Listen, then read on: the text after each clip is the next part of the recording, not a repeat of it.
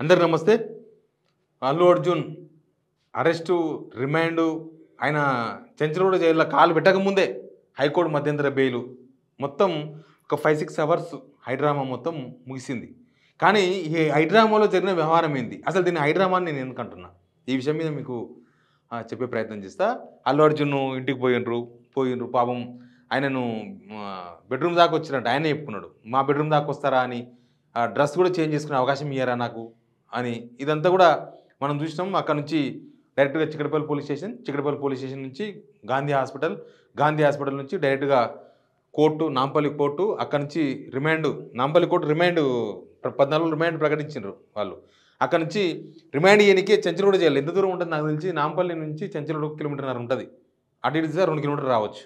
కొద్దిగా ట్రాఫిక్ కూడా ఉందో లేదో, బహుశా రూట్ క్లియర్ చేసినారు. సారీ, నో ట్రాఫిక్, రూట్ కూడా క్లియర్ చేసినారు.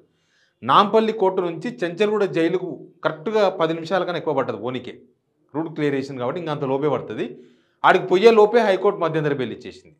మళ్ళీ అల్లు అర్జున్ ఇంటికే పోతారు. సరే, ఈ మధ్యలో జరిగిన పరిణామాలు ఏంది అసలు? ఇదంతా దేనికోసం జరిగింది అనేది ఇంపార్టెంట్. ఇదంతా దేనికోసం జరిగింది? మనకు ఆ థియేటర్ దగ్గర జరిగిన తొక్కిసలాట తెలుసు, దానిలో రేవతి అనే మహిళ చనిపోయింది తెలుసు, వాళ్ళ ఫ్యామిలీ చిన్నభిన్నమైంది తెలుసు. పాపం ఒక పిల్లగాడు, చిన్న పిల్లగాడు, వాళ్ళ 9 సంవత్సరాల పిల్లగాడు ఇప్పటికీ హాస్పిటల్లో ఉన్న సంగతి మనకు తెలుసు. భాస్కర్ వాళ్ళ భర్త కంప్లైంట్ ఇచ్చిన సంగతి తెలుసు, మనకు అన్నీ తెలుసు. దీనిలో తప్పేవడిది అని కోర్టులు తేలుస్తాయి. బట్ జరిగిన సంఘటన ఏంది అని మాత్రమే మనం మాట్లాడుకుంటున్నాం. సంధ్యా థియేటర్ వీళ్ళు థియేటర్కి వస్తారని చెప్పిండ్రు, లేఖ ఇచ్చారు. కోర్టు జరిగిన వాదనలు ఇవి. కోర్టులో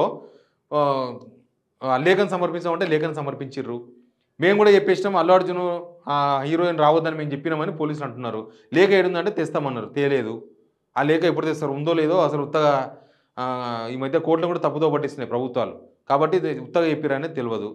ఇదంతా జరిగిపోయింది. పాపం అల్లు అర్జున్ జీవితంలో ఆయన హీరోగా సినిమాలలో పోలీసులు తీసుకొని రక్షక వెహికల్ ఎక్కిండేమో ఎప్పుడన్నా, కానీ ఆయన నిజ జీవితంలో రక్షక వెహికల్ పోలీసుల మధ్యలో ఎక్కి పోవాల్సి వస్తుందని బహుశా ఆయన ఎప్పుడు ఊహించి ఉన్నాడు. ఆయన ఎప్పుడు అట్లా జరుగుతాను అనుకోకుండా ఉన్నాడు. సేమ్ టైం గాంధీ హాస్పిటల్లో 20 మినిట్స్ ఆయన వైద్య పరీక్షలు. ఆయన జీవితకాలంలో గాంధీ హాస్పిటల్ కూడా ఆ ముఖం కూడా చూస్తూ అనుకున్నాడో లేదో, గాంధీ హాస్పిటల్ కూడా పోవాల్సి వచ్చింది. పోలీసులు చిక్కడపల్లి పోలీస్ స్టేషన్ తీసుకొచ్చిండ్రు. చిక్కడపల్లి పోలీస్ స్టేషన్ నుంచి ఇదంతా జరిగింది. ఇదంతా ఆయన జీవితంలో చూడని వ్యవహారాలను కూడా చూసిండ్రు. ఇక దీని వెనుక పొలిటికల్ ఇదంతా జరిగింది. అసలు దీని వెనుక ఎవరు, పవన్ కళ్యాణ్తో లింక్ చెడిపోయింది. చిరంజీవి ఫ్యామిలీతో అల్లు అర్జున్కు క్లాషెస్ వచ్చినాయి. మనకందరికీ చాలా సందర్భాల్లో మనకు అనిపించింది. కాబట్టి ఇదంతా కూడా ఏదో పొలిటికల్ ఉంది అనేది పెద్ద చర్చ. ఏంది, చిరంజీవి విషయంలో చాలా ఘోరంగా మాట్లాడారు సోషల్ మీడియాలో కొంతమంది. చిరంజీవి పగబడితే ఎవరినైనా వదలడు, అంతకుముందు ఆయన ఏం చేసిండు, ఇంతకుముందు ఈయన చేసిండు, ఇప్పుడు ఈయన మీద పగబట్టిండు, ప్లస్ సినిమా పుష్ప 2 హిట్ అయింది కాబట్టి ఇదంతా చేస్తున్నారు ఓర్చుకోలేక, ఇట్లాంటి కామెంట్స్ కూడా చాలామంది చేసిండ్రు. ఇక దీని వెనుక పొలిటికల్ ఉందని ఎందుకు అనుమానం వ్యక్తం చేస్తున్నారంటే, పవన్ కళ్యాణ్తో వ్యవహారం మొత్తం చెడిపోయింది. పవన్ కళ్యాణ్ ఈరోజు పెట్టిన ట్వీట్ కూడా వ్యవహారం చెడిపోయిందని చెప్పడానికి ఒక పెద్ద ఉదాహరణ. ఆయన ఏమంటాడు, ఆయన అరెస్ట్ను ఖండించలేదు, అరెస్టు సపోర్ట్ చేయలేదు, పోనీ ఏం జరిగిందని తెలుసుకునే ప్రయత్నం కూడా ఇలా ఒక డిప్యూటీ సీఎం పక్క రాష్ట్రం వల్ల. ప్లస్ పవన్ కళ్యాణ్ అల్లు అర్జున్ పెద్ద దూరం ఏం కాదు కదా, అల్లు అర్జున్ అంటే మామ అల్లుళ్ళు. తెలుసుకునే ప్రయత్నం కూడా చేయాలి. ఆయన పెట్టింది ఏంటంటే, కలిసి ఉంటే నిలబడతాం లేకపోతే పడిపోతామని ఇంగ్లీష్లో పెట్టిండు, సెటరిక్గా పెట్టేసిండు.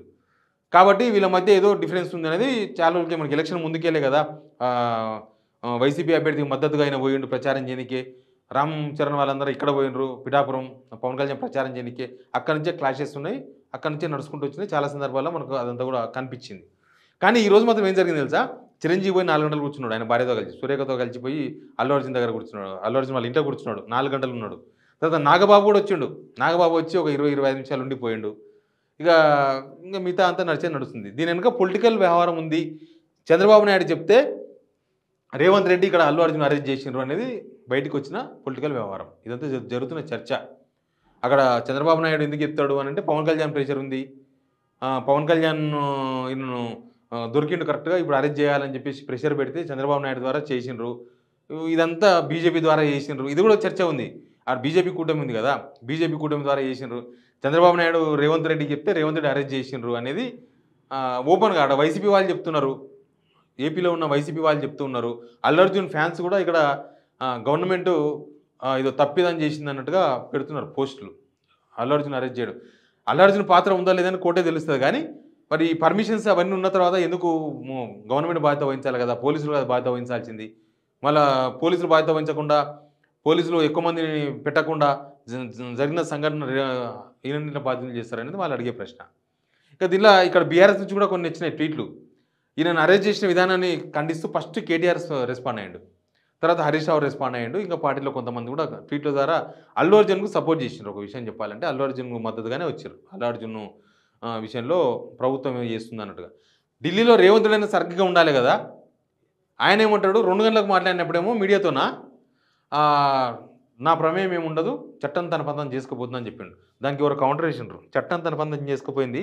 మీ ఓటు నోటు కేసులో కూడా చట్టం తన పని తాను చేసుకపోతేనే ఎందుకు అవతల పార్టీని ఇవతల పార్టీని బదనాం చేసిండ్రు అని అడిగిండ్రు ఎవరో.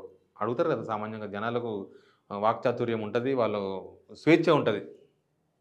ఆ స్వేచ్ఛ మాట్లాడే స్వేచ్ఛ అందరికి ఉంటుంది కాబట్టి వాళ్ళు ఆ అవగాహన ఉన్న వాళ్ళు అడగాల్సిన వాళ్ళు అడుగుతారు. ప్లస్ ఆయననే 4 గంటలకు నేషనల్ మీడియాతో ఏమంటాడు ఆడ ఏం జరుగుతుందో నాకు తెలియదు అన్నాడు. మరి తెలియకుండా 2 గంటలకు చెప్పిండా, కావాలని చెప్పలేదా? పోనీ ఎవరికి సంబంధం లేదు, దీనిలో కాంగ్రెస్ పార్టీకి ఏం సంబంధం లేదు అనుకుందాం, ప్రభుత్వానికి ఏం సంబంధం లేదు. రేవంత్ రెడ్డి హోంమంత్రి, ఎవ్రీ మినిట్ ఆయనకు తెలిసి ఇన్ఫర్మేషన్. అల్లు అర్జున్ అరెస్ట్ చేస్తారన్న విషయం నాకు తెలిసి బిఫోర్ 12 అవర్స్, బిఫోర్ 24 అవర్స్ హోంమంత్రికి సమాచారం ఉంటుందని ఒక మాజీ మంత్రి చెప్తున్నాడు. ఖచ్చితంగా ఉంటుంది సమాచారం. 24 అవర్స్ ముందు ఉంటుంది సమాచారం. ఏదైనా ఇట్లాంటి జరిగినప్పుడు రేవంత్ రెడ్డి కూడా సమాచారం ఉంది. రేవంత్ రెడ్డికి సమాచారం ఉంది కాదు, అసలు రేవంత్ రెడ్డి చెప్పిండు అనేది వీళ్ళు చెప్పే వర్షన్. వీళ్ళు చెప్పించింది ఆయనే చెప్పించిండు అనేది చెప్తుంది. కోర్టులో కూడా చాలా రకాల వాదనలు జరిగినాయి. వీళ్ళు పర్మిషన్ అడిగినట్టు, వాళ్ళు ఇచ్చినట్టు, ఇయ్యలేనట్టు, ప్రభుత్వం లేఖ సమర్పించలేకపోయింది, ఇవన్నీ కూడా జరిగినాయి. కానీ ఎటు తిరిగి అల్లు అర్జున్ రిమైండ్కి పంపించాలి అనే ప్రభుత్వం ఏదో పన్నాంగం మండింది అనేది ఒక పెద్ద చర్చ జరిగింది.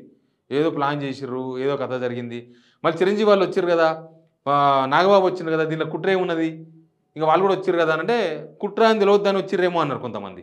కుట్ర అని తెలియద్దు, చిరంజీవి కుట్ర అని ఎందుకు తెలవాలి, దీనిలో ఏదో పొలిటికల్ యాంగిల్ ఉందన్న విషయం మీద చెక్ పెట్టడానికి వచ్చిర్రేమో వాళ్ళు అల్లు అర్జున్ ఇంటికి అనే చర్చ కూడా మనకు అనిపించింది ఆడ. ఇక సినిమా ఇక్కడ చిక్కడపల్లి పోలీస్ స్టేషన్కు దిల్ రాజు వచ్చిండు, అల్లు అరవింద్ వచ్చిండు, ఆ సినిమా ప్రొడక్షన్ వాళ్ళు వచ్చిర్రు, రకరకాల సినిమా వాళ్ళందరూ వచ్చిండ్రు, చాలామంది వాళ్ళ అభిమానులు కోర్టు కాడికి వచ్చిర్రు వదిలిపెట్టాలని, రకరకాలు జరిగినాయి, ఏదేదో జరిగింది. కానీ ఫైనల్కి వస్తే ఏమైంది, ఆయనకు మధ్యంతర బెయిల్ ఇచ్చింది హైకోర్టు. ఒక స్టార్ను అరెస్ట్ చేస్తున్నప్పుడు ప్రభుత్వం తగిన జాగ్రత్తలు ఉండాలి. ఈ మధ్య ప్రభుత్వం తగిన జాగ్రత్తలు తీసుకున్నట్టు కనిపిస్తలేదు. ఏడ చూసినా ఇంటెలిజెన్స్ ఫెయిల్యూర్ అని చెప్పి నూకి పడేస్తున్నారు. కానీ ఎక్కడనో పోలీస్ డిపార్ట్మెంట్ వైఫల్యం ఉంది. పోలీస్ డిపార్ట్మెంట్ పెట్టే కేసుల్లో వైఫల్యం ఉంది. పోలీస్ డిపార్ట్మెంట్ పెడుతున్న ఆ కంప్లైంట్స్లో వైఫల్యం ఉంది. వాళ్ళు పెడుతున్న సెక్షన్స్లో వైఫల్యం ఉంది. వాళ్ళు చేసే ప్రతి వ్యవహారంలో వైఫల్యం కనిపిస్తుంది. అది ప్రభుత్వ వైఫల్యమే. ప్రభుత్వ వైఫల్యం. పోలీసులు అంటే సపరేట్గా అది దుకాణం కాదు. పోలీసు వ్యవస్థగా ప్రభుత్వానికి తలకాయ లాంటిది. మిగతా డిపార్ట్మెంట్లు అన్నీ కూడా బాడీ, చేతులు, కాళ్ళు అన్నీ ఉంటాయి, కానీ పోలీస్ డిపార్ట్మెంట్ హెడ్ కదా. కానీ మొత్తానికైతే ఈ పెద్ద హైడ్రామా, ఈ హైడ్రామాకు మొత్తానికి తెరబడ్డది. అల్లు అర్జున్ మధ్యంతర బెయిల్ ఇవ్వడంతోన పడేది. దీనిలో పొలిటికల్ యాంగిల్ ఉందా లేదా అనేది మాత్రం ఖచ్చితంగా తెలుస్తుంది.